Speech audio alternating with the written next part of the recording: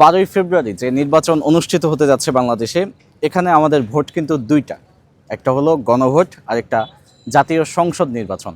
দুটো ভোটের দুই রকম ফায়দা। একটা হচ্ছে আপনি আপনার এলাকায় একজন সাংসদ নির্বাচিত করবেন, যাকে আপনার পছন্দ, যেই মার্কা আপনার পছন্দ তাকে ভোট দিবেন।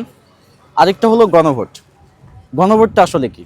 গণভোট হলো বাংলাদেশে জুলাই পরবর্তী সময়ে যে পরিবর্তনের সূচনা হয়েছে, দেশের আগের যে কাঠামো সেটা ভেঙে নতুন একটা কাঠামো তৈরি হওয়া, সেখানে জনগণের সম্মতি আছে কিনা এটা বোঝা।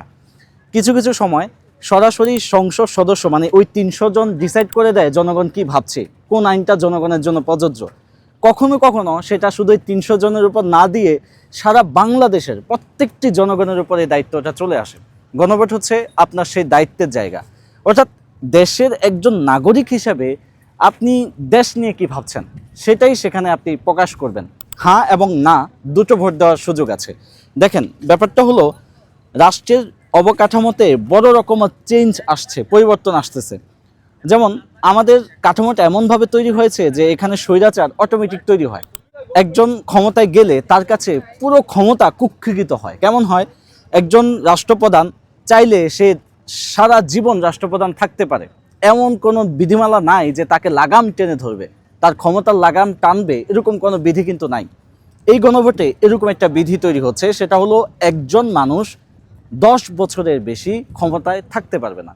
এটা আপনি মার্কিন যুক্তরাষ্ট্রে দেখতে পারেন। সেখানে কিন্তু এই যে ট্রাম্প এখন ক্ষমতায়, সে কিন্তু এবছরই শেষ, মানে এই মেয়াদই শেষ, এরপর সে আর কোনোদিন ক্ষমতা আসতে পারবে না। বিশ্বের উন্নত দেশগুলোতে এই প্রচলন আছে, কিন্তু বাংলাদেশে দুঃখজনকভাবে এই প্রচলন না থাকায় একজন চাইলেই আজীবন ক্ষমতার স্বাদ নেওয়ার একটা আকাঙ্ক্ষা তার মধ্যে তৈরি হয়, আর সে স্বৈরাচার হয়ে ওঠে। জনগণের কাছে সে আসলে একটা দানবের আকৃতি ধারণ করে।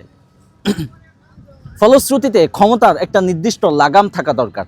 আপনি কত বছর ক্ষমতায় থাকতে পারেন এটা যখন আপনার মাথায় থাকবে, তখন আপনি চিন্তা করবেন এই 10 বছর আমি কিভাবে ভালোভাবে জনগণের জন্য কাজ করতে পারি।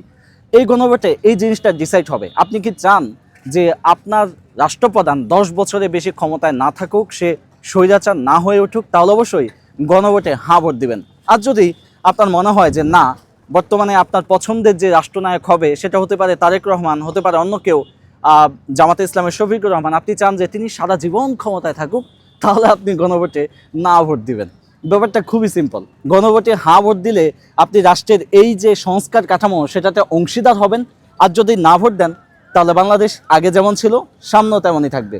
এখানে আপনার কোনো পার্টিসিপেট থাকবে না।